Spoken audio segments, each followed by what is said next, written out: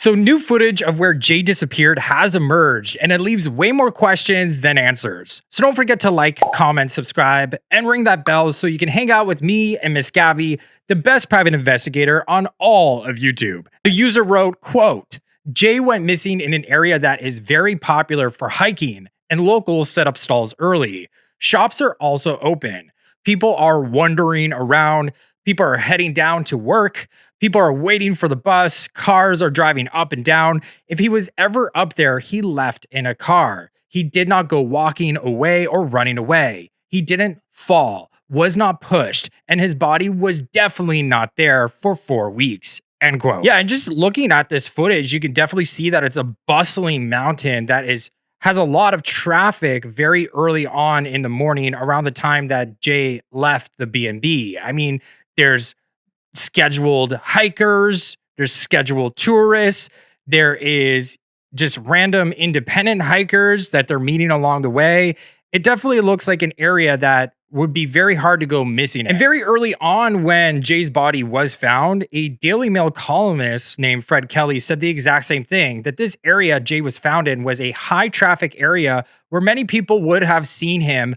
Not only that, but this area was 20 minutes away from where his phone last pinged, and it was highly searched throughout those 3 weeks. So the user goes on to speculate that Jay must have left by car. Otherwise, there would have been more eyewitnesses. So when Jay was announced missing, a Cybersleuths saw a man get into a car in the area Jay was last seen at. So is it possible Jay was picked up after he left the B&B, like someone chased him down and brought him away? Another user echoes this theory that Jay would have been seen in this tourist area, writing, quote, lots of paths, especially if you look on specific hiking maps, also quad bike tracks in that area too. No way was he there all that time, and we've said this from the start. People need to wake up. The only facts we know 100% is he was in that nightclub.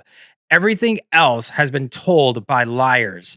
Absolutely shocking the way this has all been handled, end quote. Many cybersleuths in the Facebook groups are alarmed with how they were even able to get Jay's fingerprints when he was found after 29 days being in the hot Spanish sun. This user writes, quote, I watched a program about a coroner last night. He was doing PM on a man that lay dead for a few weeks in a flat. He said he was unable to get fingerprints due to the body been decomposed. He had to use body tissues to identify the man.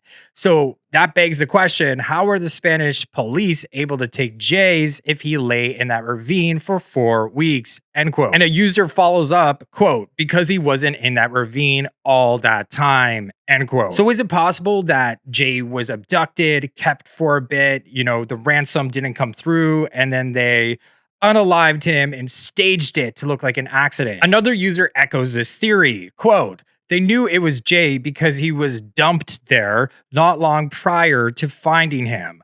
All a cover-up. I'm still hoping Debbie demands answers, but I have a feeling she knows exactly what happened and is going to hope now it all just goes away. If that was my lad, I'd be screaming now for answers and justice. Just my opinion, end quote. So the night before Jay was found, there was a huge football game, the Euro 2024, between Britain and Spain, providing the perfect opportunity to dump Jay's body because everybody was distracted by this game. Well, a boots on the ground searcher for Jay's body recorded a disturbance in the Masca Mountains the night before Jay was found. So was this somebody dumping Jay's body and calling in a tip to the Spanish police to find Jay? 2:30 in the morning, and normally Masca is absolutely silent. Yeah, I've been woken up, guys. I'm not sure what's going on over there, but something has definitely disturbed the gates, which has set off all the dogs in the area. And it's just so loud. So loud. Because many people are questioning, how else would world-class sniffer dogs miss him after 3 weeks of searching for his body that was apparently baking in the hot sun, probably creating a massive stench 20 minutes from where his phone last pinged that was being heavily searched, as well as no crows or animal life circling above, which would be a regular occurrence. A Tenerife local actually said that everybody in Tenerife knew Jay was found 2 days before it was announced. And the reason for that was that the Coast Guard told this person that an anonymous tip off led authorities to Jay's body. So I find it highly suspicious that the Spanish police found Jay before the Dutch private search team did. I mean, this search team was going to come in and find Jay, but the Spanish police just swooped right in and found him before they could. I mean, to me, that sounds very suspicious. And it sounds like the Tenerife police didn't want a third party finding Jay because they wanted to potentially cover things up and do all the fingerprint investigation themselves to just positively identify him, no questions asked. There's talk that the authorities in Tenerife are corrupt and possibly paid off by the criminal underworld that exists there. I mean, this is one of the most visited tourist destinations in Spain, if not the most, as well as in the world. And it's a huge economy there that they want to protect. Private investigator Mark Williams Thomas, or MWT, said that the criminal underworld might be involved in this case.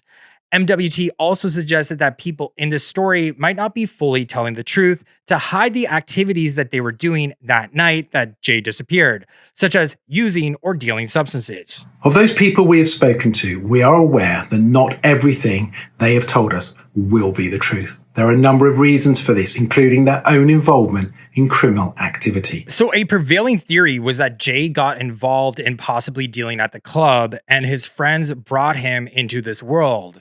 One of Jay's coworkers in the substance trade revealed that Jay lost a bag, owed the dealer money, and the rest is, well, history. This insider also said that Jay's own mother, Debbie Duncan, knew what happened to her son, which is that he owed money. I can't verify this person's account, but it is worth mentioning as many cybersleuths believe that this is the case. Debbie even said that she received a ransom message when she landed in Tenerife about her son owing money.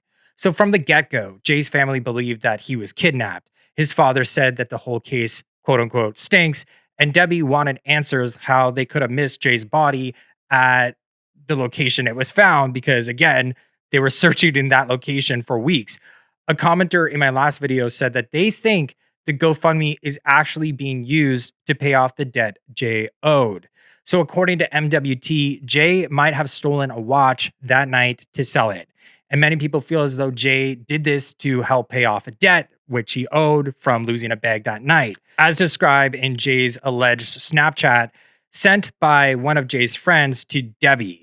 And when he was 23 miles north from his hotel in the remote Masca Mountains with these two much older men, one a convicted dealer himself, that's when things went sideways. So according to Google, coroners would find it very difficult to tell the difference between a fall and a push, especially if the push didn't use any force. Say Jay was passed out and they just kind of took Jay and slid him off. One user actually found a very interesting video of where Jay could possibly have climbed. Quote, "This looks like the exact part where they said Jay walked/climbed. So is it possible to do it as this woman is?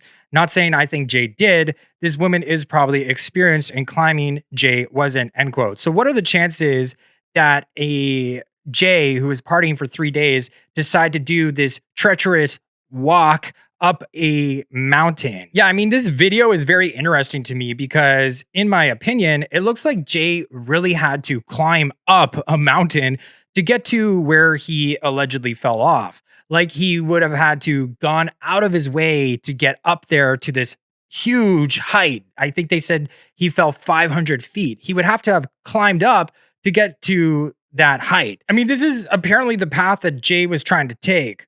And you can see the highway right at the bottom here. So right down here is the highway.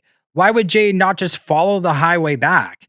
Mainstream media says it's because he was trying to find the shoreline, but I'm not so sure why he would try to risk his life to do that when it's an obviously dangerous trail. And it looks like he actually had to go out of his way to, again, climb a mountain to drop 500 feet. And apparently Jay phoned Brad and they looked at a map together, but just judging by the map that they would have saw, they could have easily just made out that there was nothing at the end of this trail. There was no beach at the end of where he was trying to go. It was all just rocky terrain. It looks as though there were many possible ways for Jay to avoid falling over a 500-foot cliff.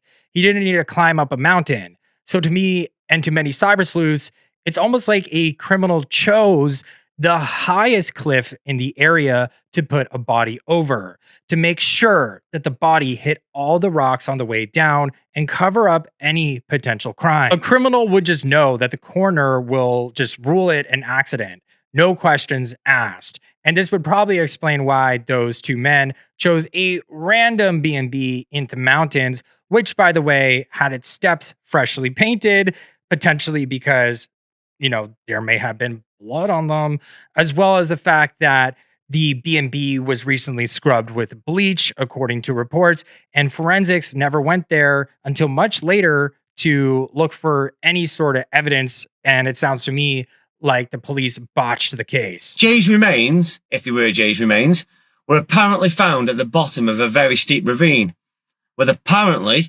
broken bones and a closed door open head injury. By closed door open, I mean through the skull or not, okay?